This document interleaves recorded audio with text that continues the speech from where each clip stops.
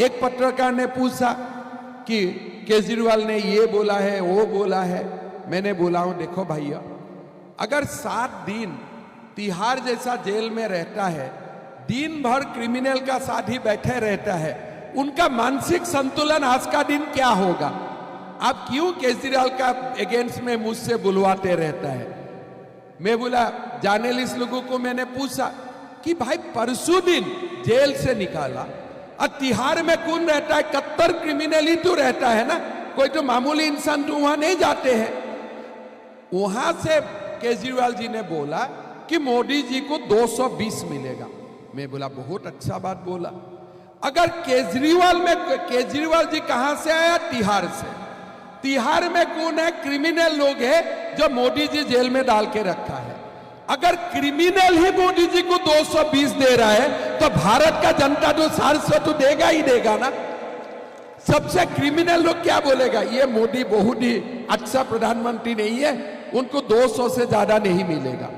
अगर क्रिमिनल हमें 220 दे रहा है तो भारत का जनता हमें कितना देगा?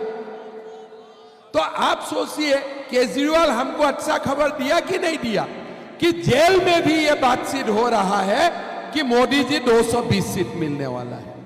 केजरीवाल ने बोला कि आपने शिवराज चौहान जी को क्यों सीएम नहीं बनाया? हम आपको पूछना चाहता हूं, आप प्रशांत भूषण को क्यों पार्टी से निकाला? आपने कुमार विश्वास को क्यों पार्टी से निकाला? आपने ही जोगिंदर यादव को क्यों पार्टी से निकाला? आपने अन्ना हजारे को पीछे से आपने चाकू क्यों फेंका? तो आप अपना बारे में बात कीजिए। फिर मेरा दिमाग में आया, नहीं अभी तिहाड़ से आए हैं, 4-5 दिन तो लगेगा ना अपना सेटिंग करने में। और फिर आज बोल रहा है कि भाइयों आप मोदी जी को मत जिताओ, अगर आप चाहते हैं मैं जेल में दोबारा नहीं जाऊं।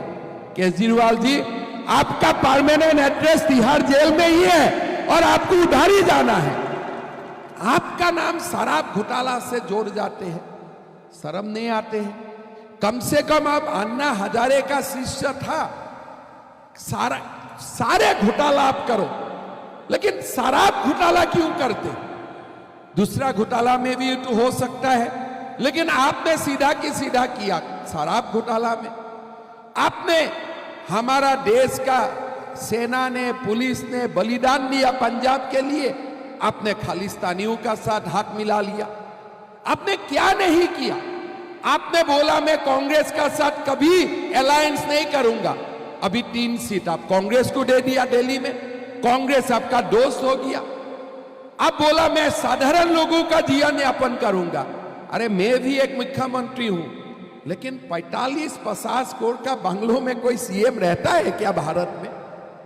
आज तो देश को ये जाके देखना है, आप मोहल्ला क्लिनिक बनाया ऐसा और सीएम का बंगला बनाया ताजमहल जैसा। लेकिन अगर आप अच्छा इंसान होते थे तो मोहल्ला क्लिनिक आप ताजमहल जैसा बनाता था और सीएम का कोठी आप मोहल्ला क्लिनिक जैसा बनाता था। मैं सच बोला हूं कि नहीं बोला हूं? मोहल्ला क्लिनिक में कौन जाता है? गरीब जाते हैं। तो मोहल्ला क्लिनिक ताजमहल जैसा होना चाहिए था और सीएम का जो ताजमहल जैसा बंगलो है वो मोहल्ला क्लिनिक जैसा होना चाहिए। हुआ तो उल्टा है। अभी आप मोहल्ला क्लिनिक जाइए। मुझको गुवाहाटी में गया केजरीवाल जी, मुझको बोला मोहल्ला क्लिनिक देखने आइए। मैं देखने आया।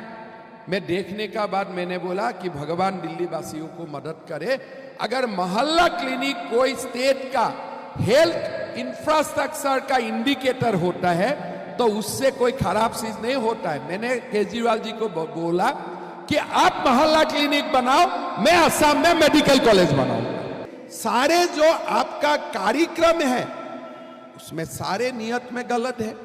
आप मोहल्ला क्लिनिक में जाओ, लोगों का मोबाइल नंबर 0 आ जाते हैं। भाई 0 भी मोबाइल नंबर होते हैं क्या? मतलब आप लोगों का टेस्टिंग का भी पैसा में आप गड़बड़ी कर देते।